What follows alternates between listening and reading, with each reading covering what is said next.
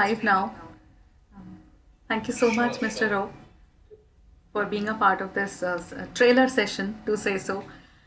Quite excited over this, and we have a lot to discuss. And I think sessions like these are really needed, considering the need of the hour that we are into. So, first of all, just give me 1 minute. Yeah. So, first of all, I would like to ask you: is everything clear? Is it loud and clear? Yeah, yeah, absolutely. Am I loud and clear? Yes, yes, absolutely. Perfect. Okay, give me a minute. Let me just adjust some settings.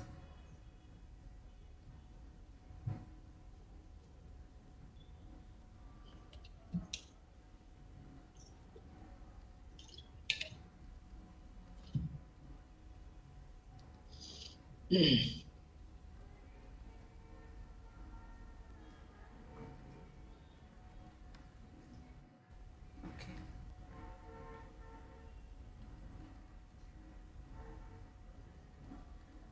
Okay, so first of all, I would like to welcome you towards this session and thank you for taking out the time.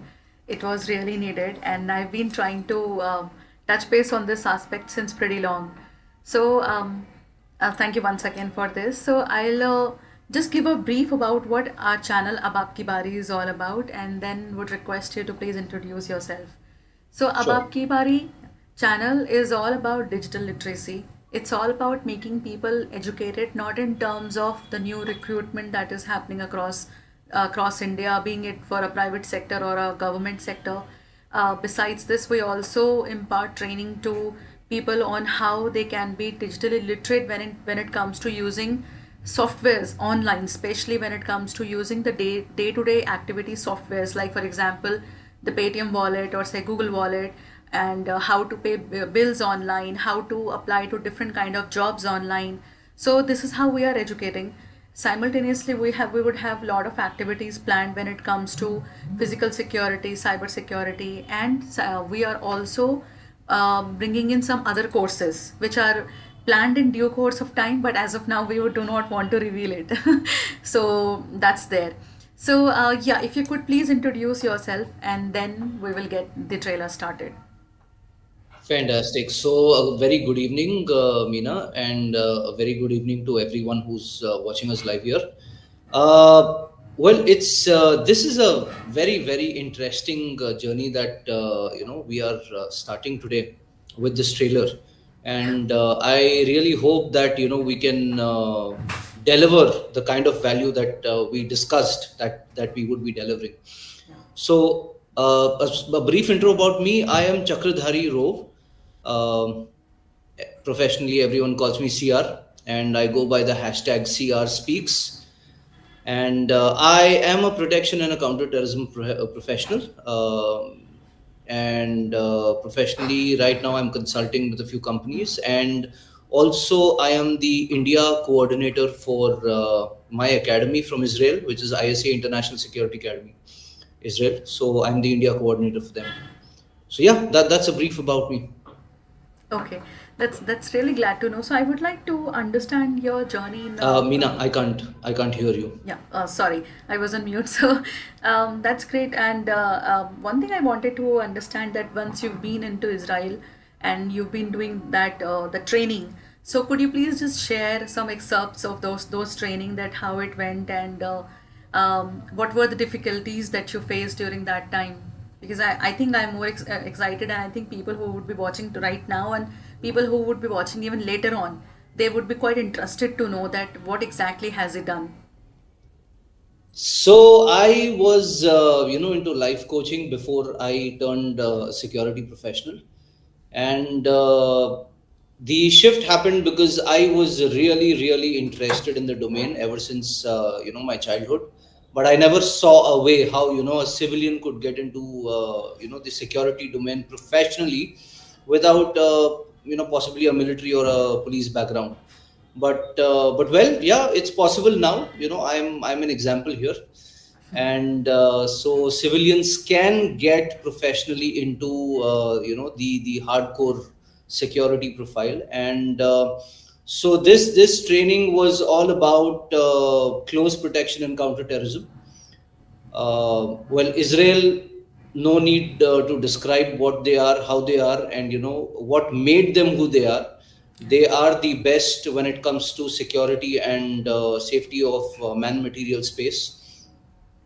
So yeah, so I have been fortunate to train with the best. So yeah, I consider myself the best just because of that. I'm sure, and I think after talking to you, I realized that it is not just about getting yourself that kind of those exams being done, because normally we have this myth, till now I had this myth that in order to enter into defense or being a calling yourself as a defense personnel, you need to crack those NDA exams, then you have to go through rigorous trainings, being it into army or being it any part of the defense that you talk about, and only then you can call yourself or safeguard not just yourself but people around. But I think after talking to you and after understanding that this program, the personal security program that you have, um, that makes especially women much more confident towards their journey of life, and also anyone, doesn't matter the person, whatever age group I think they are, till the time they have that zigger and they have that kind of a zeal to do something different or to safeguard themselves, I think then age doesn't matter and they can be a part of these kind of events and security workshops. So, if I'm not mistaken. So I would like to ask you, like I'm sure you have been training a lot of women around. So have you also trained anyone who is quite minor or quite in the infancy stage or maybe in the childhood stage, or women who are above 60s? Any such examples that you would like to share? Women above 60s, no, I have not yet, interacted with anyone who's a senior citizen. Yeah, yeah. But Meena, there is something that we need to understand here. I will give a small prelude before I come to this question that you have asked. There are three layers of security. First is the national security, then you have internal security, then you have the personal security. Correct? National security, we have the armed forces, we have the raw, and we have NIA and all these guys. Internal security, we have the police, we have the paramilitary, CISF, CRPF, and all, so many of them. We have the intelligence wings, IB, and so on and so forth. Yeah. So that these guys, they take care of national security and internal security. Now, the most important thing that we fail to recognize and acknowledge is the third layer of security, which is personal security. Correct? No matter how secured your locality is, when you're building a house, you will always buy the most secured lock for your Hmm. house. Correct? You will get the best locks available, whatever company they that manufactures them. Most of them are expensive, but you still pay that money Yes. because you know that even though the cops are there, the police is there, you still are careful about your personal security. Hmm. Correct? So this is a certain aspect where we focus on our personal security. But when it comes to ourselves, we take care of our assets, our car, our house, everything so well. But when it comes to us as human Yeah. beings, we are not as careful as we should be. Now, few things that a lot of times the media, I don't know whether it's intentional or unintentional, but what they miss out sharing with a lot of us is that India has one of the worst police to civil ratios, which means that we have one policeman who is actually securing close to around 800 civilians. Hmm. Correct. Now, if you have a teacher here, who's watching us, they'll be best, judge of whether they can handle a class of 100 students. Not possible.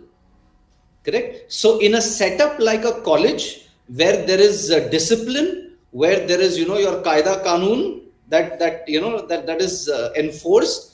If in such an environment a teacher or a lecturer cannot handle 100 students, how do you expect one policeman to take care of 800 people? It is practically impossible.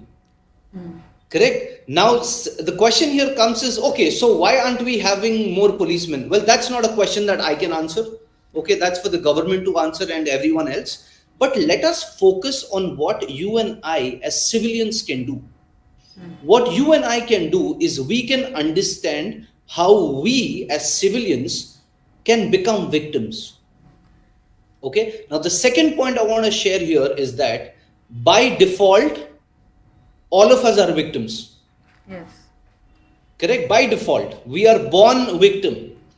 So if we have to change this default setting, we have to do something different.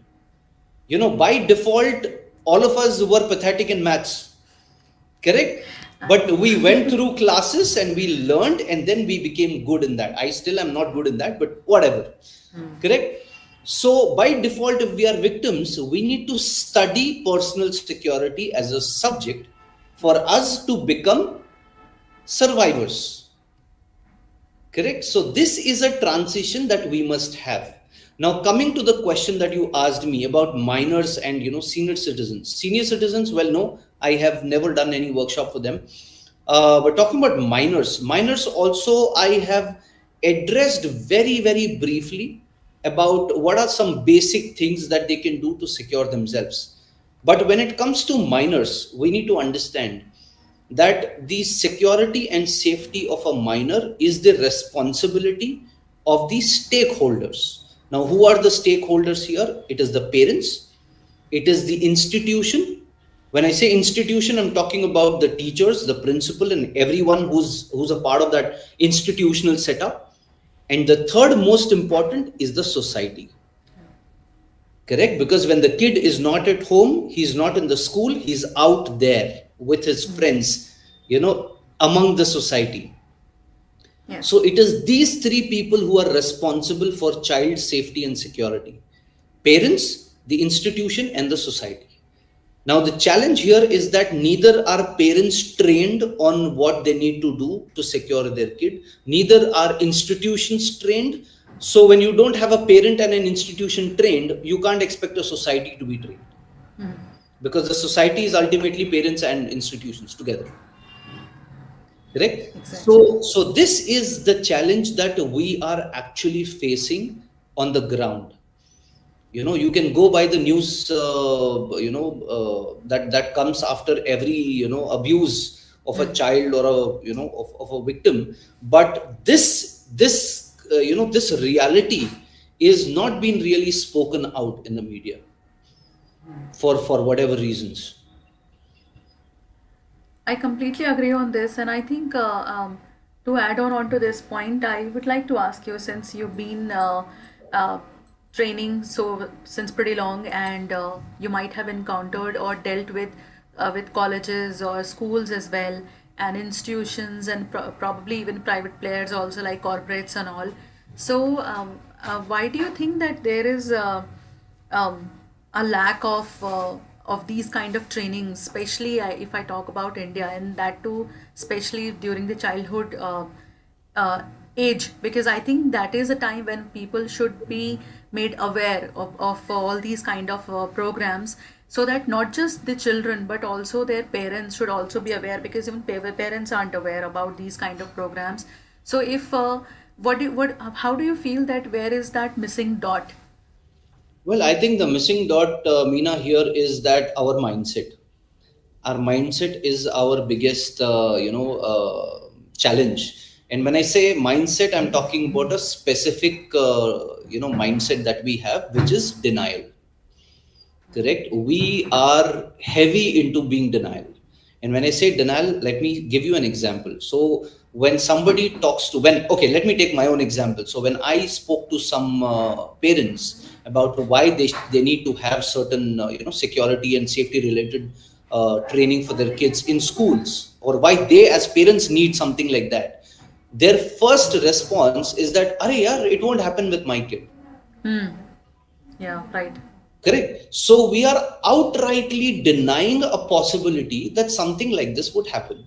Okay. Now, a very simple example is that you see there are clouds in the sky, correct? But if somebody is telling you, why don't you carry an umbrella when you go out, and if you say that it's okay if it rains, I will not get wet, correct, you are just being in pure denial, correct. You are bound to become a victim of rain, because you are seeing that there is crime everywhere. Okay, there have been enough cases where schools have been the ground of crime, school buses have been ground of crime, the society at large is a ground of crime. When you see so much of proof around you, what evidence do you have to back when you say that it won't happen with your child? What is the evidence that you have?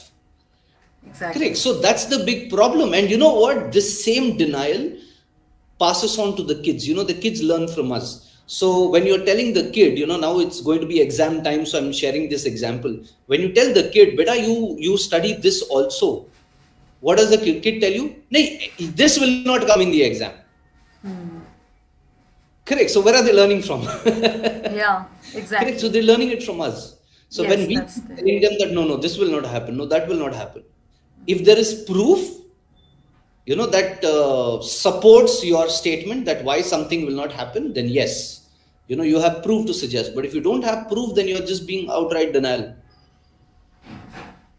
So what I would like to ask you, like, if if for example we reach out to colleges and maybe schools and we tell them that about this program, so what is the learning that they will get from this program, so that they understand that it is not just about learning how to safeguard oneself, but what exactly would be the benefits that anyone would get, being it at a college level or at a school level. What kind of benefits do you think that they will get? Okay, so basically the program that I do, or I share with my participants, it is helping them understand two things, primarily two things. There are other things also that complement the learning, but two major lessons. The first one is I help my participants understand their vulnerabilities. Okay, now when you go, or when I go to do a security audit for a, let's say, a office space, I look at the vulnerabilities. Okay, the grill is not there, correct, the lock is loose or the latch is loose, so these are the vulnerabilities that you watch for, correct, or there is nobody at the back door, or the back door is not sealed properly. These are vulnerabilities. Now, first is acknowledging that we have vulnerability. Yeah. Second is doing something to counter it. Yes. Correct? Either you eliminate that vulnerability, either you take out the window and put a brick wall there, so the vulnerability does not exist. But if you want a window there, then you create a tactic or a tool or grill, which is a tool, and you forcify.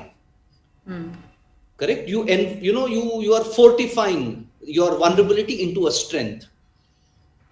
Correct. So this is the first lesson, understand your vulnerabilities, Yeah. accept them. Correct. Second is situational awareness. Once you understand your vulnerability, now understand what is it that an adversary or a criminal or an abuser is going to do to exploit that. Now, I know my back door is weak. Correct. I know my vulnerability.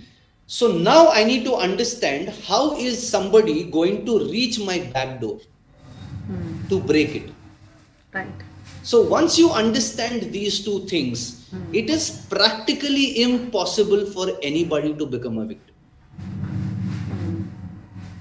Exactly, and I completely agree that sometimes even like nowadays, what is happening, schools, colleges, and even the corporates have started rolling out these kind of being safe, being secure kind of programs. That what are the alarming signals, or what are the ways that you can protect yourself. However, these are all, I would say rather that these are all bookish knowledge until unless you are actually implementing all these and you are demonstrating it live and showcasing them live with the live workshops, that this is what is happening and this is how you have to counteract, because that is very important. And I think it is not just a matter of a female.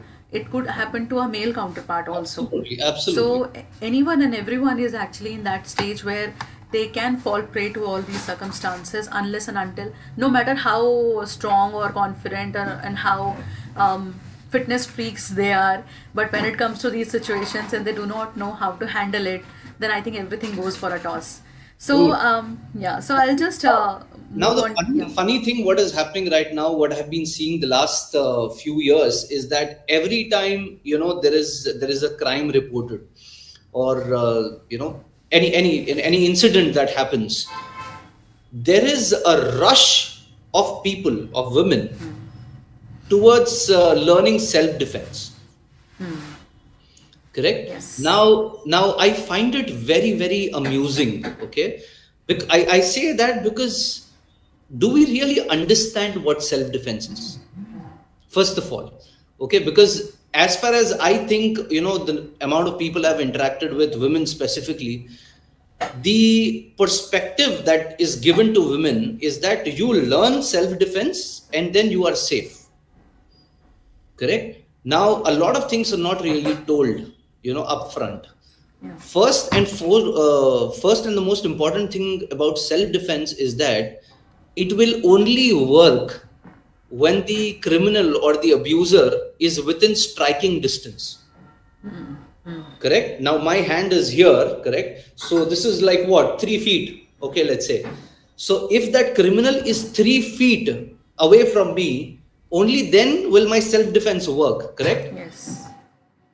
Now, I can't punch somebody who's 6 feet away, or I Yes. can't kick somebody who's 10 feet away. Correct? True. Now, my question here to all the ladies who feel that self defense is their, savior, do you really want a criminal to get this close to you in the first place?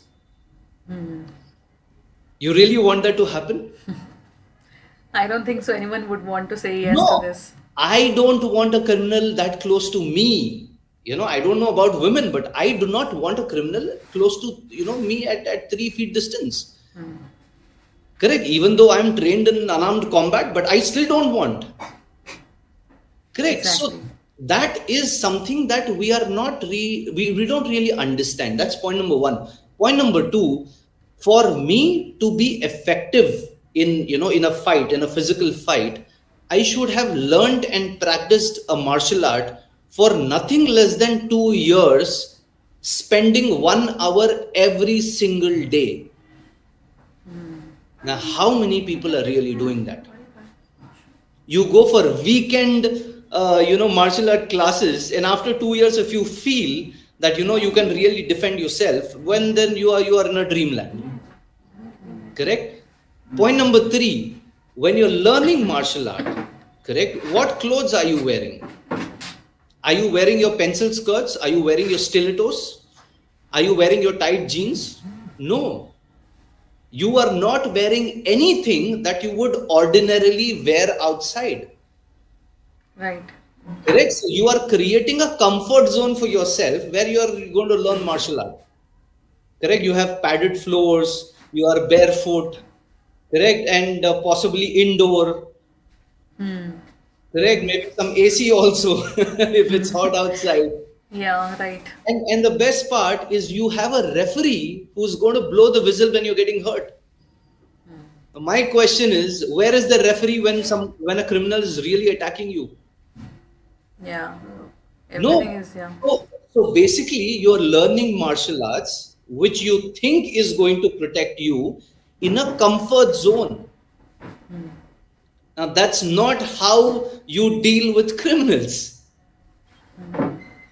Correct. So you need to really punch, those heavy sandbags. Correct. I've seen a lot of women, they get into these fights. Okay, they try to protect themselves, and one punch where the wrist is not locked properly, and the wrist is broken. Oh, I see. So you end up hurting yourself. Forget, hitting somebody else. Correct. So there are a lot of dynamics that go into learning martial arts. And most importantly, thing that we need to understand is that in India, wherever I have been and I've seen, martial art is a sport. Correct? It Yes. is taught to you as a sport. It's not taught to you as an unarmed combat. An unarmed combat is different from martial art. Yes, very much. Correct? So these are two different things.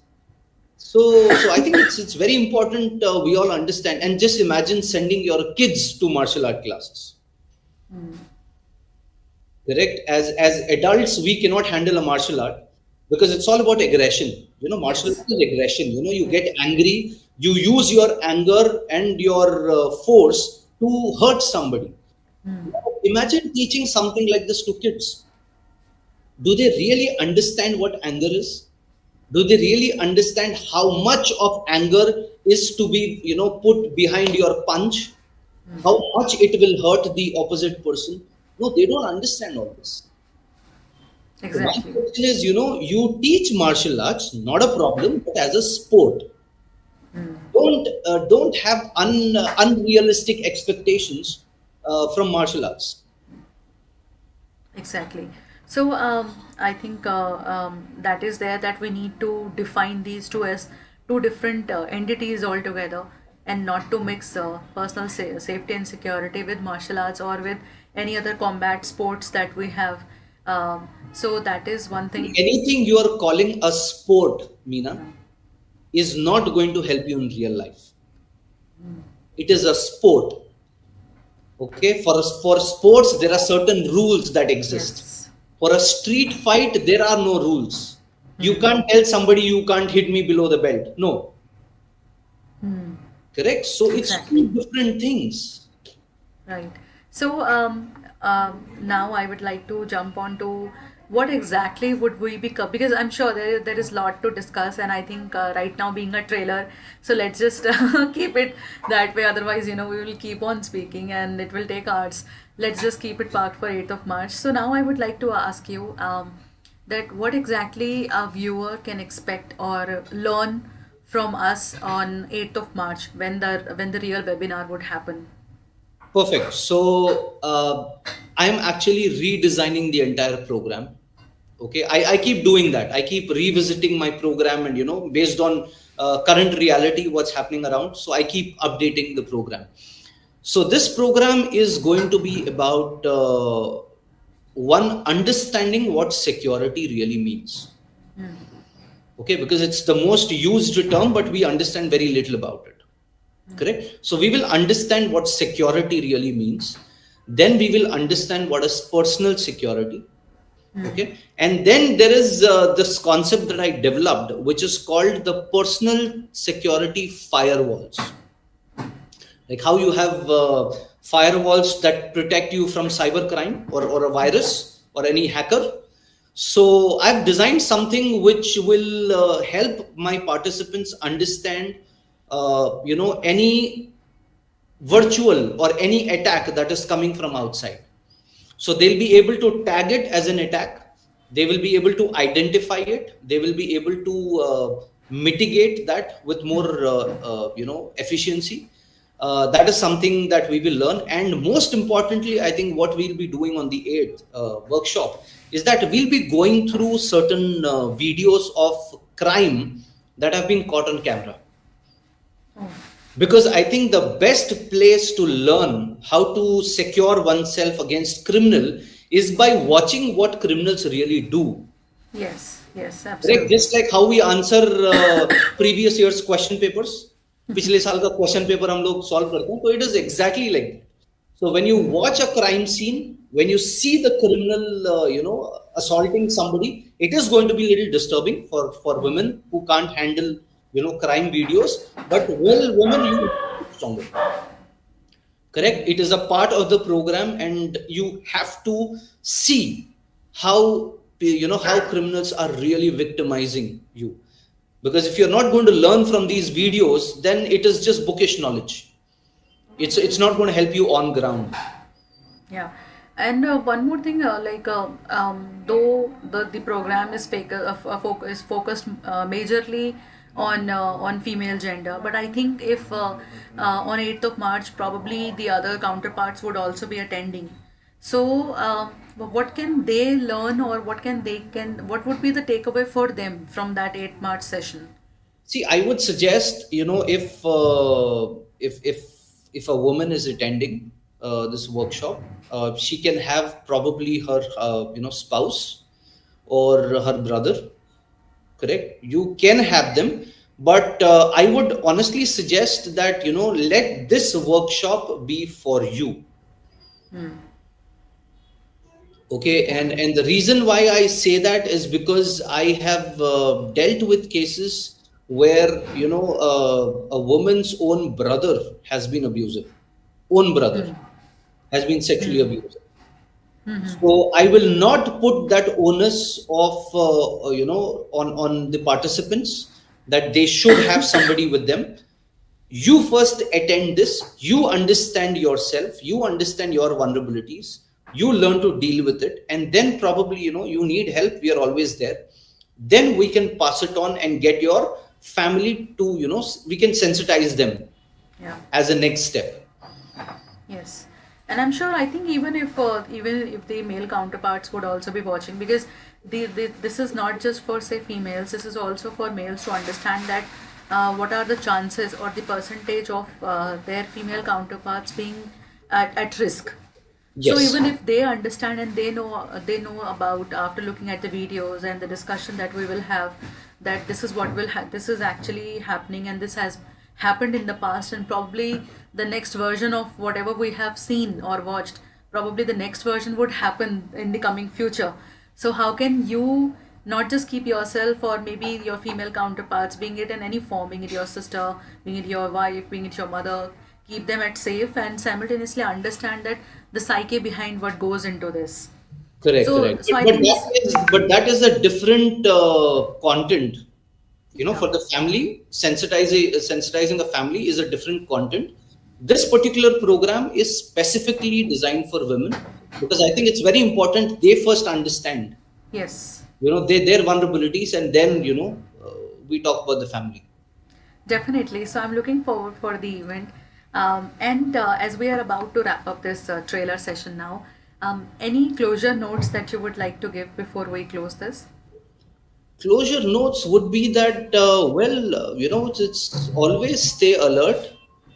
Okay, never think that it will not happen to you, Yeah. no matter how well trained you are. I mean, just look at the right from the SPG, the Special Protection Group, the guys who guard our Prime Minister, to the Black Cat Commandos, and all of these people, they are highly trained, they are highly weaponized, but still they are at high alert.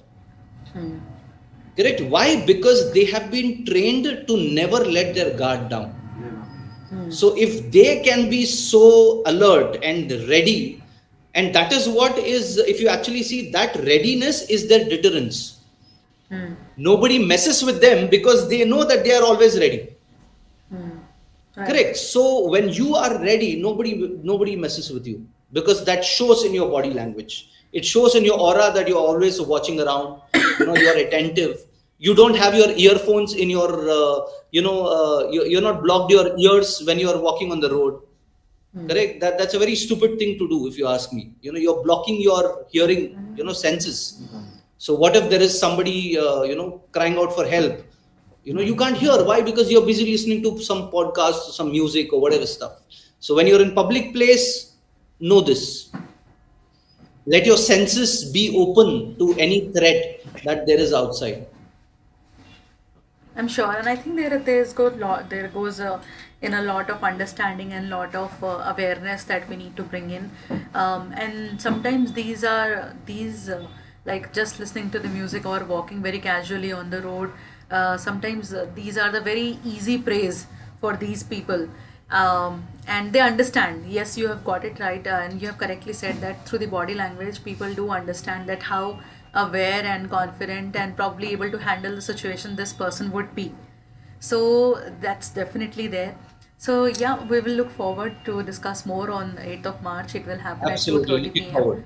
And I think then probably we can also discuss about the offline session that we can plan for anyone who would be interested to host for their school or college, or maybe for their um, corporate sector, so maybe for their company or for their employees, whosoever would be interested, then we can discuss more about the offline workshop that you do, so that they can also get a knowledge of that and how can they approach us further for this. Absolutely.